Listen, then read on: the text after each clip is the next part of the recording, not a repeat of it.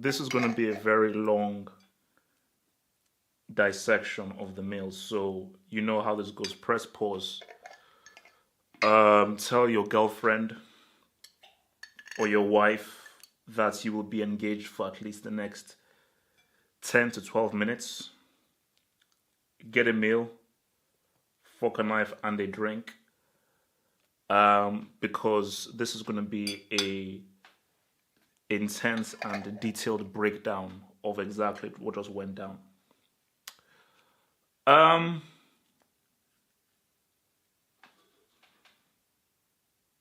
We all saw this coming.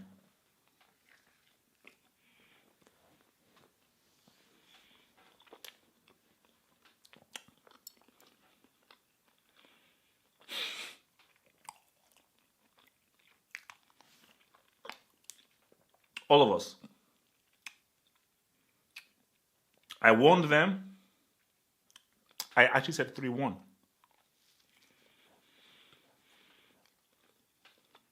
And it was a lot worse. And it could have been even more worse than what we just saw.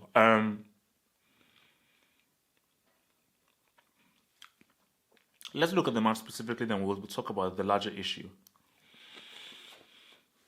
Barcelona are going to defend their La Liga title. That's a fact. There is no team in La Liga who will outlast them. The only other thing you can see that it could, Atletico Madrid, they got circumcised by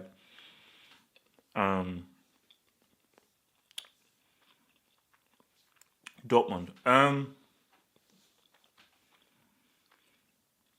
Credits to Valverde.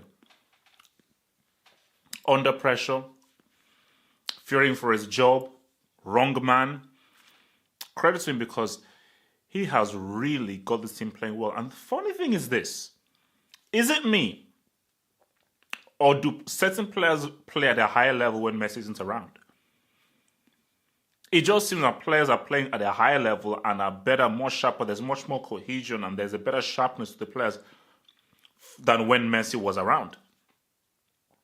Granted, you are playing a bunch of bricks because we'll get to Real Madrid. But I think you got to give credit to Joe's man.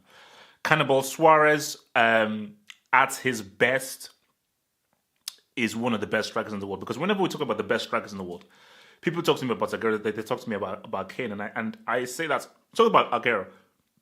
Harry Kane is not in the same class as the Cannibal. He's not in the same class as the Cannibal Suarez, because the Cannibal Suarez at his best is on a whole different level from someone like Harry Kane or even on Aubameyang, because when he's at his best, the kinds of things that this guy can do, the kinds of goals that he can score are outstanding. This guy scores outstanding goals. As in when you look at those 2 goals that he scores, those are quality goals. That header was crazy. That was a crazy header. And look at that finish, complete technique. It's just that you will never see him at his best, but at his best, the guy's a serious striker. Arthur doing very well again. Doing very, very well again. Jordi Alba is the best player at the late run. I don't think anybody does that late run technique better than him. And literally, that run that he made is pretty much what led to that first goal. So Barcelona were quality. They outplayed Real Madrid. But you've got to give credit to Valverde, because I have always said for Valverde, dude won 2 trophies last season. But people say, oh, look at what they did against Roma. What they did against Roma. He won 2 trophies. Sorry, 2 trophies are 2 trophies. Leave the dude alone. Well, guy won 2 trophies, and look at how well he's doing. So I think that he has had unjust criticism. Totally unjust criticism. Which I think has been unfair. So quality performance from Barcelona, really well played. And I think, wasn't that Vidal's first goal? The team can play without Messi. Now,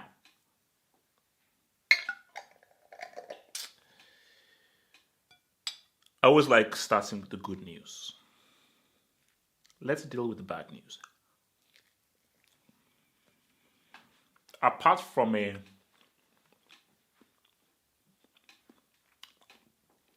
10 to 15 minute spell when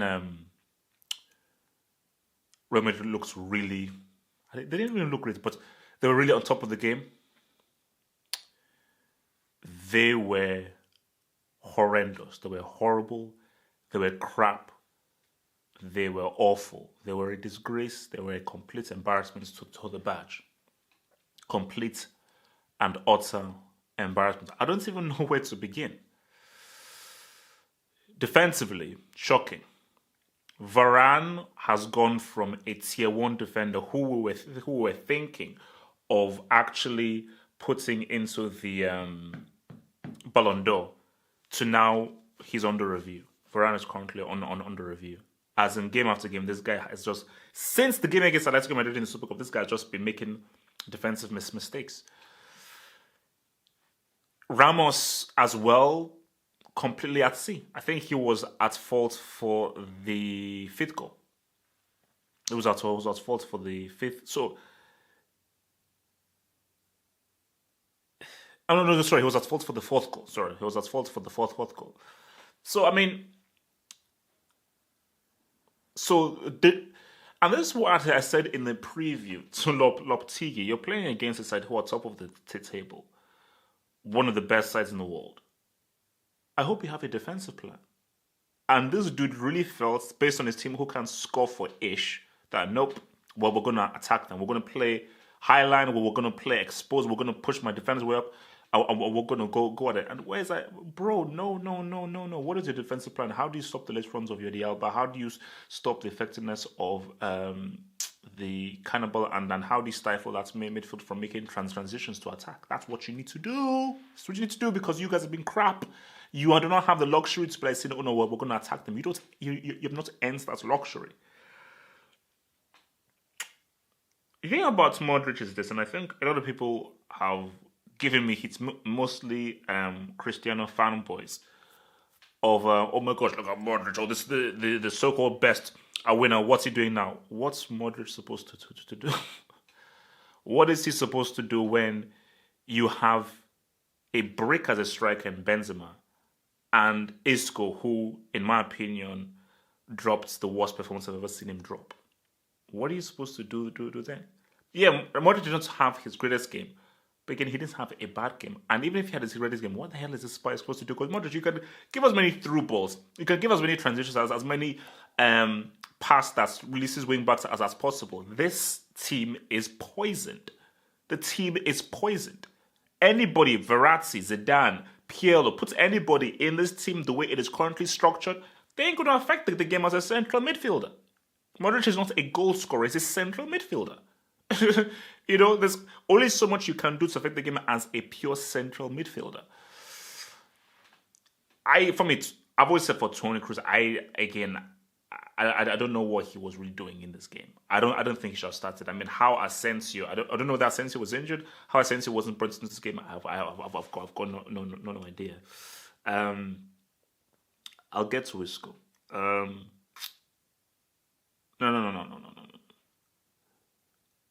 Marcelo is a left back. This dude is a left back. How are you Real Madrid and a left back is keeping you afloat? You are deferring to a left back to keep you in the game. That's crazy. That is insane. That's unacceptable. That's madness. So,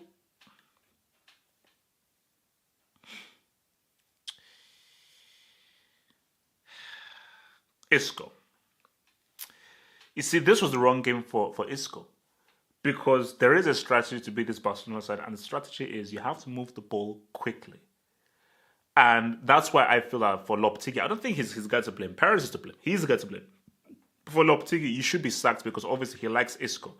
But as a manager who needs to be objective and who needs to try and win games, how you look at Isco's performance and still keep him on the pitch, it shows that it's obviously favoritism. How do you keep him on the pitch when, in my opinion, that is the worst performance he dropped? He held on to the ball too long. He spent too long trying to take shots, messed up far too many plays, didn't release the ball often or quick enough. He was just totally wrong for this game. This was an awful game by him. He was a brick. He bricked it. He bricked it. I mean, guys, tell me, should Isco, because Varane is going on under review. I'm tempted to put Ramos on the review. Should Isco go on the review? I mean, guys, let's start handing out these certificates. Should he go on the review? I told him, I'm sorry. This is 2018. Benzema. There's only so much you can do when your main striker is a brick. A fully 100% bona fide brick, and that is what Benzema is. He's a brick. And I wholeheartedly believe he will never leave the Brick Academy. It started off so well. This guy is never leaving the Brick Academy. So literally it's a question of like, is he class A? Is he a scholar? Is he a scholar? Is he class A? And that's it. But he's this dude. This season he's never leaving the Brick Academy. So where do we stand with all of this? This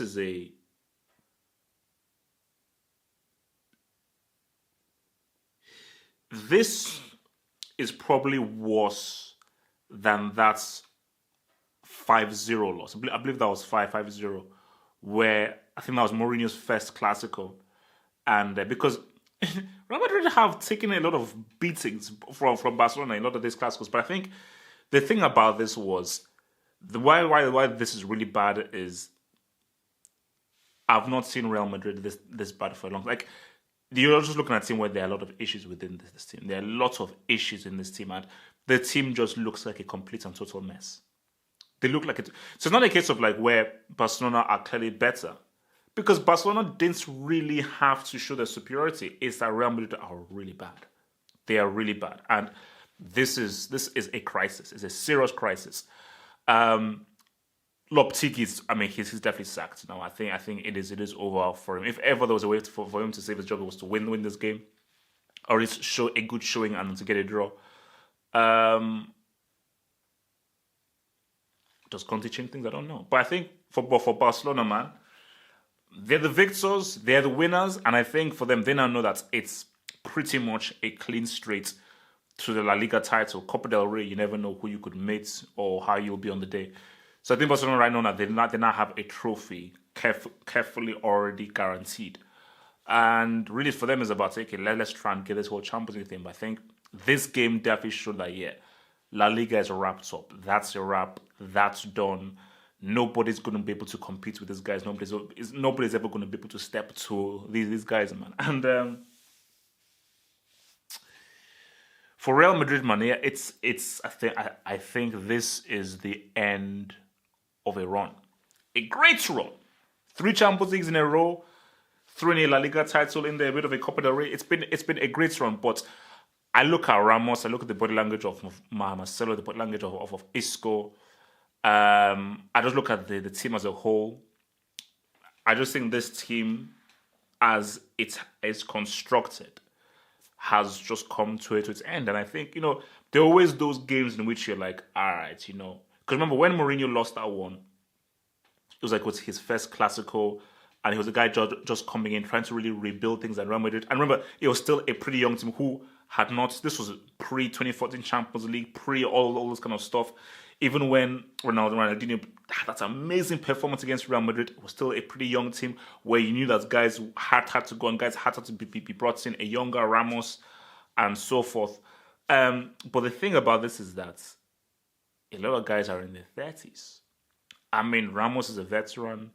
Modric is a veteran. Marcelo is a veteran. All of these guys are a lot of vets in this team. A lot of guys who have spent a lot of years in this team. So it's I think of Barcelona, I think this pillaging, this circumcision that they delivered, this very surgical circumcision that they delivered, I think was just a telling point to say that this is just a signal that it's over for this generation. So it's now up to Perez to be like, you know what, either I step down and let somebody to take this team into the future, or I actually do my job and say, boom, we have to restart, rejig, reset, and just infuse this team with a complete, totally reset this entire team. This shouldn't be done in the summer, because this goes to the boiling point. How do you sell Cristiano and you replace him with nobody. I'm cool with selling Cristiano because, again, if a guy doesn't want to remain there or you don't have money to pay him, fine. Like, I don't care who you are, Messi, Maradona, Ronaldo, Pele. If a guy says that he wants to go and you don't have the money to pay him for whatever reason, fine. But you replace him. You do not sell Cristiano and replace him with nobody. That is insane. And I think this match is showing that. You're embarrassing the brand, because Real Madrid as is with Lopetegui and this team as is will continue to take L's. Even if you bring in a new manager, they'll get wins, they'll get everything, but they're not going to win any trophy with a new manager coming in. And Zidane, he ain't touching this for nothing. Okay, Zidane ain't touching this for nothing. So for Barcelona, man, well done. Congrats. And yeah, man. Could Arthur be the new Xavi? That's the question. I mean, could Arthur be the new Xavi? Thanks for watching the video. Now think about becoming a Football Hot patron by pledging an amount each month and then gain access to exclusive content only on the Football Hot patron page. Peace. Thanks for watching the video. For even more analysis, head over to the official site at halfoffootballhot.com or just click over here.